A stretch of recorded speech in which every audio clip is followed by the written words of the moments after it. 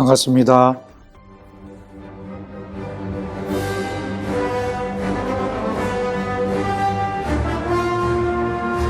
목사님은 성경을 얼마나 암송하십니까? 제가 조금 전에 그 신약 성경이 절반이라고 얘기를 했는데 좀 구체적으로 얘기를 해주시죠.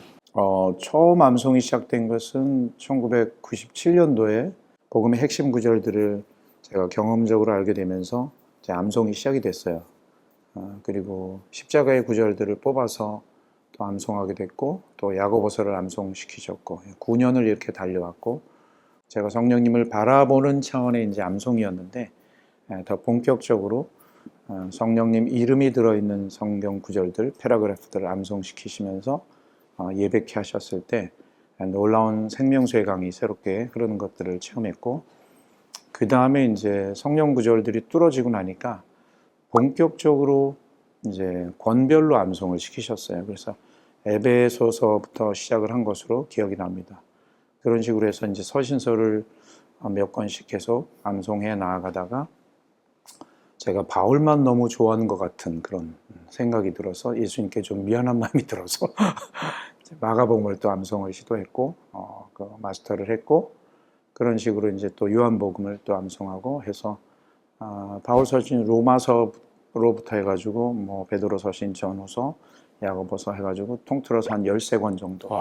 네, 그래서 끊임없이 계속 이제 장기 기억에 넘겨지면 전혀 아무것도 암송을 하지 않은 상태로서의 느낌이 있어요. 그럼 또 이제 새로운 책을 편하게 또 이렇게 암송하게 되죠. 내년이 60세인데 계속 암송은 더 잘 되고 있습니다.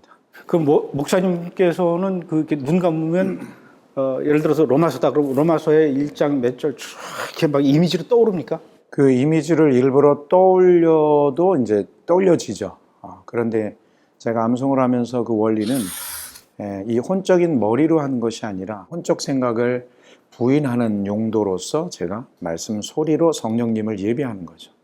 근데 저는 이제 성령님을 너무 세게 만나고 성령님을 더 사랑하고 싶은 마음으로 암송이 시작되어졌는데, 이 권별로 암송을 하다 보니까 하나님께서 이스라엘 백성들에게 말씀을 어떤 식으로 맡겼고 왜 그렇게 그런 방식으로 맡겼는지에 대한 그 원리가 점점 더 몸으로 그냥 체득이 되고, 그것이 이제 삶 가운데 신앙생활 가운데 좀 이루어지는 그런 삶을 살고 있죠. 근데 이제 제가 생각할 때 성경을 이렇게 암송한다 그러면은 성경책을 읽으면서 너는 어쩌고저쩌고 하고 너는 어쩌고저쩌고 그다음 또 뭐 이런 식으로 생각을 하는데 그렇게 외우는 게 아닌가요? 그냥 시작은 그렇게 되죠. 시작은 그렇게 되어지고 보면서. 그죠. 시작은 안 보고는 할 수가 없지 않습니까? 물론 이제 부모님이 암송하는 소리를 이제 2살, 3살짜리 아이들은 들으면서도 그냥 암송이 되긴 하죠. 태어나면서부터 암송신앙으로 아예 길러지게 되면 하나님이 우리의 뇌를 창조하시는 어떤 원리대로 우리의 뇌가 그렇게 능력을 발휘하게 되는 것 같아요. 그러니까 그걸 저는 이제 권별 암송을 계속 해나가면서 그냥 자연스럽게 이렇게 좀 그냥 뇌가 막 열리는 것 같아요. 그러면 암송하고 IQ, 암송하고 나이 상관이 있습니까? 제가 보기에는 상관은 없는 것 같아요. 안 하기 때문에 퇴색되는 거고요. 계속 사용을 하니까 뭐 육체 이 어떤 외부적인 부분은 좀 이렇게 쇠하여질 수 있으나 이 뇌는 계속 또 개발이 되는 것을 피부로 느끼고 있고요. 그 다음에 이제 IQ 얘기를 해주셨는데, 제가 좀 암송 세미나를 할 때 재미있는 얘기를 좀 많이 하는데, 하나님을 사랑하는 마음으로 성경을 암송할 때 가장 저급 단계의 축복이 머리가 좋아지는 겁니다. 어허. 암송을 하면 머리가 좋아진다고요? 네, 당연히 좋아집니다. 그지 내가 이제 활성화되니까. 네. 네. 근데 목사님도 조금 전에 내년이면 60이라고 그랬지 않습니까? 저도 내년이면 60이거든요. 근데 저는 지금 우리 사무실 직원 이름들도 막 헷갈리고, 사실 그 핸드폰에 그 단축번호 없으면은 아무한테도 전화할 수 있는 전화번호를 외우는 게 없어요. 근데 저 같은 사람이 지금 암송을 시작할 수 있습니까? 암송 잘 할 수 있는 그 비밀이 있습니다. 3문장인데요. 무조건 시작한다. 끝까지 한다. 포기하지 않는다. 그래서 진정 암송을 하고자 이렇게 마음을 잡수신다면 제가 섬겨드릴 수 있습니다. 섬겨준다는 건 어떤 거죠? 제가 이제 암송을 하실 수 있도록 카톡방에 이렇게 모셔가지고 제가 계속 숙제 내드리고 퇴근하고 그렇게 해야 되는군요. 네. 그래서 사실 한 1년 정도 하시면 충분히 가능하십니다. 목사님께서 그 성경 암송하실 때 특별히 무슨 뭐 개역개정이라든가 세번역이라든가 킹제임스라든가 이렇게 뭐 선호라고 표현하기는 어떨지 모르겠지만 특별히 이렇게 선택하는 그런 성경 버전이 있습니까? 특별히 선택한 버전은 이제 25년 전부터 개역 한글로 그 성경으로 암송을 했기 때문에 이게 좀 바꾸기가 좀 쉽지가 않은 것 같아요. 그래서 계속 그걸로 하는데 이제 아무래도 고어적인 표현이 많고 또 원어와 약간씩 차이가 나는 것들이 있어서 이제 암송을 하는 중에 나름대로 좀 원어를 찾아보면서 제가 암송하기 좋게 좀 번역을 따로 좀 하는 편이긴 합니다. 그래서 그 작업을 하다 보면 또 암송이 좀 더 쉽게 되기도 하고 그렇죠. 그런데 그렇게 그 암송한 성경 말씀을 뉴욕 브루클린에 가서 유대인들에게 이제 막 전한단 말입니다. 네네. 구약 성경을 암송하는 겁니까? 신약 성경을 암송하는 겁니까? 신약도 암송하고 특히 이제 에베소서 1장, 2장 그러니까 2장 4, 5, 6절이 좀 핵심인 것 같은데 긍휼에 풍성하신 하나님이 우리를 사랑하신 그 큰 사랑을 인하여 허물러 죽은 우리를 그리스도와 함께 살리셨고 그러니까 이때 우리는 유대인이고 너희도 은혜로 구원을 얻은 것이라 하면서 우리 너희라는 구조 차원에서 함께 일으키사 함께 하늘에 앉히셨다. 즉 원유면의 핵심은 사실 이 부분이죠. 그냥 원유면이 아니라 반드시 회개를 통한 거듭난 그리스도와 함께 죽임을 당하고 살리심을 받은 그리고 성령 침례를 받은 이런 존재가 진정한 원유면이죠. 그래서 진정한 원유면의 그 핵심 구절인 그 부분과 사실 앞에서부터 에베소서 1장부터 해서 쭉 해서 원유면이 나오는 구절과 함께 2장 끝까지 사실 3장도 좀 연장되고 있죠. 원유면에 대해서 주로 1장, 2장을 좀 선포하기도 하고 때로는 갑자기 이제 요한복음 3장에 또 갑자기 툭 튀어나오기도 합니다. 예수님께서 그 토라에 능통하긴 하지만 아직 거듭남이 뭔지 모르는 니고데모에게 선포하시는 그 내용을 또 그대로 선포하기도 하고 한글로 선포하긴 하지만 사실은 그 유대인들에게 한글로 한글로 선포하죠. 영어로 하는 게 아니고 영어로도 선포하기도 하는데 이제 그들이 들으면 또 어떨지 몰라서 전략적으로 한국말로 선포하면서 저는 이제 믿음으로 그렇게 취하는 거죠. 그럼 그 사람들이 못 알아듣잖아요. 영이 듣는 거죠. 아하. 전도라는 것은 그 사람을 대상으로 선포하는 거기도 하지만 사실은 그 지역을 향해 하나님의 말씀을 선포하면서 하나님의 말씀이 선포되어지면 하나님 나라가 임하는 거죠. 저에겐 그런 좀 어린아 같은 마음을 주셔서 그들이 듣든 안 듣든 선포하기도 하고 그러다가 때로는 또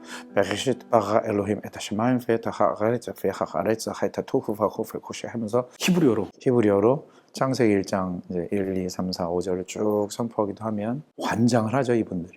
환장이라는 건 좋은 의미로 얘기해요. 좋은 의미로. 그러면서 막 이제 영상도 찍어가고 이스라엘에서 이제 그런 일이 있었죠. 영상 찍을 때 제가 이제 아비누 쉐바샤마임 하면서 또 주기도도 히브리어로 선포하면서 주기도는 그 이스라엘 사람들에게도 전혀 이질감이 없습니다. 주기도문? 네, 주기도는 그 신약 성경의 한 구절인데도. 근데 그것은 사실 유대적 배경에서 나온 기도이기 때문에 전혀 하자가 없습니다. 굉장히 좋아합니다. 그래서 이제 창세기 1장 1, 2, 3, 4, 5절까지 이렇게 비디오로 영상으로 담고 딱 그 turn off 하려고 했던 그 유대인 청년이 있었어요. 전통 유대인.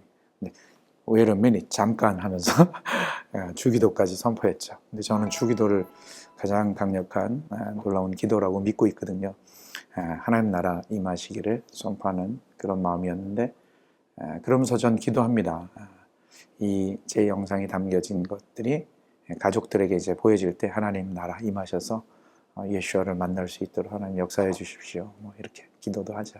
아비누 쉐바샤마임 이트카다시 쉐메크 타본 말루크텍 예아세 르조네크 바아레트 카아쉐 나아사 바샤마임 하늘에 계신 우리 아버지여 이름이 거룩히 여김을 받으시오며 하나님의 나라가 임하옵시며 뜻이 하늘에서 이루어진 것 같이 땅에서 이루어질지어다. 야, 주기도문을 히브리어로 이렇게 유대인들에게 전해준다라는 말은 굉장히 사실 이제 충격적이네요. 저는 굉장한 좋은 전략이라고 저는 믿습니다. 정말 주기도는 정말 모든 기도의 집약이지 않습니까? 근데 그거를 히브리어로 유대인들에게 선포한다는 것은 너무 좋은 전략인 것 같아요. 그럼 그 주기도문을 히브리어로 들은 유대인들이 이게 뭔 얘기냐, 이게 어디 나오는 구절이냐라고 물어보기도 합니까? 그런 뭐 케이스는 아직은 없었는데 그들이 반응이 어떻든지 하여튼 하나님의 말씀을 저는 선포할 뿐이고 주님이 역사하시기를 또 바라고 기도하는 거죠. 그래도 반응은 있죠? 반응이 있죠. 예. 좋은 반응, 나쁜 반응. 둘 다 있죠. 욕도 먹고. 우선 나쁜 반응부터 얘기를 해주죠. 최근 일이 떠오르는데 사실 이 부분을 좀 이번에 좀 말씀드리고 싶은 마음에 킵하고 왔는데 10대 유대인들인데 아이들인데 이 전동 보드를 타고 다니면서 얘네들이 좀 깡패 같은 기질이 있는 거예요. 막 다른 민족들을 막 해코지하고 막 이런 그런 것들을 제가 많이 봤어요. 정통 유대인은 아니에요. 예, 전통 유대인이에요. 전통 유대인인데 왜냐면 이런 거 쓰고 있으니까 아이들이. 그런데 이 친구들이 뒤쪽에서 이렇게 오다가 암송 기도하고 있는 저를 확 놀래키고 가는 거예요. 왁 이러고 놀래키고 가는 거예요. 그래서 제가 나쁜 놈들. 옛날에 제가 또 한승질 했기 때문에 아직도 이게 이게 올라오거든요. 그래서 욕하려다가 꾹 참으면서 좀 거짓 모션을 취했죠. I'll call the police. 어허. 그랬더니 얘들이 막 도망가는 거예요. 막 쫓아가는 척 했더니 더 막 주랭랑 치는 거죠. 근데 너무 놀랍게도 다음 날 또 저는 기도를 하고 있는데 저한테 오더니 Sir, I apologize. 사죄합니다. 미안합니다. 유대인들이요 이방인에게 미안하다 안 합니다. 사실 저는 깜짝 놀랐어요. 그런 일이 있었고 또 다른 날 바로 그 며칠 상간에 일어난 일인데 암송기도 하면서 돌고 있는데 어느 지역에서 이제 웅성웅성 사람들이 좀 모여서 이렇게 있는 거예요. 뭔가 하고 이렇게 봤더니 한 시각장애인이 지팡이로 이렇게 앞을 걸어가고 있었나 봐요. 그런데 지팡이가 고장이 났고 한 흑인이 그 지팡이로 고치고 있었어요. 그런데 유대인 가족이 옆에서 이렇게 막 전전긍긍하면서 I'm sorry 그러는 거예요. 이방인들에게. 아마 이 가족이 지나가다가 시각장애인을 좀 이렇게 본의 아니게 좀 쳤는지 그게 이제 고장이 난 거죠. 근데 전 그거를 예사롭게 보지 않았어요. 유대인들이 왜 이방인들에게 자꾸 미안하다고 하지? 이제 세 번째 질문에 대한 제가 떠오른 에피소드가 이 세 번째인데 그 공원이 굉장히 큰 서클이에요. 잔디 서클인데 이렇게 걸어가면서 이제 암송을 하고 있었어요. 그런데 유대인 형제 둘이 한 20대 중반 정도 돼 보이는 유대인 청년들이 이렇게 오다가 저를 만난 거죠. 만나자마자 제가 그냥 바로 다이렉트리 예수님을 전하게 하십니다. 성령님이. 그래서 예슈아 하마샤 그들이 듣기에 정말 거북한 얘기겠죠. 그리고 repent 히브리어로도 얘기하고 영어로도 회개하십시오. Believe in the Lord Jesus 라고 외쳤더니 이 친구들이 저한테 이제 막 따지면서 대드는 거예요. 그래서 아랑곳하지 않고 이제 지나가는 거죠. 선포가 전도기 때문에 저는 일단 선포했다. 난 지나갑니다. 근데 이게 서클이잖아요. 어디서 또 만나요? 여기서 또 만나는 거예요. 두 번째 만나서 또 복음을 선포했죠. 그때 또 막 저한테 막 논쟁을 걸자고 막 하는 거예요. 근데 사실 지금 전도도 중요하지만 사실 지금 제가 성령님과 암송 기도로 교통하는 시간이기 때문에 그냥 또 이제 좀 지나친 거죠, 사실. 근데 어디서 또 만나요? 반대편에서. 여기서 세 번째 또 만나는 거예요. 그런데 그때 하나님이 아이디어를 주시기를 아담의 가죽옷 사건부터 해가지고 짧게 암송으로 선포한 거죠, 제가. 그러면서 당신들이 해마다 6월절 어린 양 잡는 이유가 뭐였냐? 그것이 바로 첫 번째 사람, 너희의 첫 번째 선조, 우리의 첫 번째 선조인 아담이 죄를 짓고 무화과나무 가지로 치마를 하려고 했을 때 그건 템포럴이라 그 죄의 수치를 영원히 덮을 수 없으니 하나님께서 어린 양을 잡으셔서 가죽을 뜯어내시고 그것으로 덮어주셨는데 그때 뜯겨진 살과 흘려진 피가 바로 그 유월절 어린 양 예표하는 것이고 존 더 베프티스트 그 심내원이라는 사람이 세상 죄를 지고 가는 하나님의 어린 양을 보라라고 말한 것이 바로 그 예수야를 말합니다라고 아주 복음의 핵심을 전할 수 있었죠. 그때 세 번째, 두 번째까지는 계속 저한테 막 논쟁을 하기 위해서 막 달려들었었는데 세 번째는 딱 듣더니요. 그러더니 걸어가는 거예요. 마치 예수님이 니고데모에게 이스라엘 선생으로서 네가 이걸 알지 못하느냐라고 말한 그 뒤로부터는 니고데모가 사라지잖아요. 아마 근심하며 돌아갔을 수 있는 거죠. 마치 그런 상황이었던 것 같은데 아무튼 그 암송 선포로 인하여서 그 놀라운 반응을 봤던 적도 있었죠. 2020년하고 2021년 그리고 또 이제 금년 초까지 뭐 우리나라뿐만 아니라 미국을 포함해서 전 세계가 지금 코로나19 그다음에 오미크론 특히 미국 같은 경우는 뉴욕하고 그 브루클린에서 그런 일들이 많이 일어났어요. 확진이 되고 그랬는데 어떻습니까? 그 목사님께서 보시기에 그런 일련의 과정들, 그러니까 그 이 팬데믹 같은 상황들을 거치면서 브루클린에 살고 있는 그 유대인들의 어떤 그 영적인 변화라든가, 네네. 조금 전에 목사님께서도 말씀하셨듯이 마지막 때를 이렇게 확인할 수 있는 어떤 그런 변화들을 느낄 수 있습니까? 그 동네에서? 아무래도 우리 뭐 신앙인들도 마찬가지고 유대인들도 좀 겸손케 된 것 같아요, 사람들이. 그래서 조금 더 제가 좀 이렇게 편안함을 느껴서 이제는 정말 directly 예슈아 하마시아라고 선포하기가 이제는 별 어렵지 않은 상황이지 않은가. 이게 자연스럽게 어떤 제 삶을 통해서 이렇게 흘러나온 것 같아요. 그들이 이렇게 겸손해지는 그 변화를 갖게 된 게 팬데믹 때문에 그래요? 아니면 팬데믹도 영향이 있을 거라고 저는 봅니다. 왜냐하면 유대인들 입장에서의 그 역사를 이렇게 거슬러 올라가 보면 역시나 그 언약의 땅을 떠났기 때문에 그들이 겪는 고초를 알거든요. 근데 특히 그런 어떤 유대인들이 아시다시피 팬데믹 터지고 나서 화살들을 유대인에게 돌리는 그런 일들이 있었잖아요.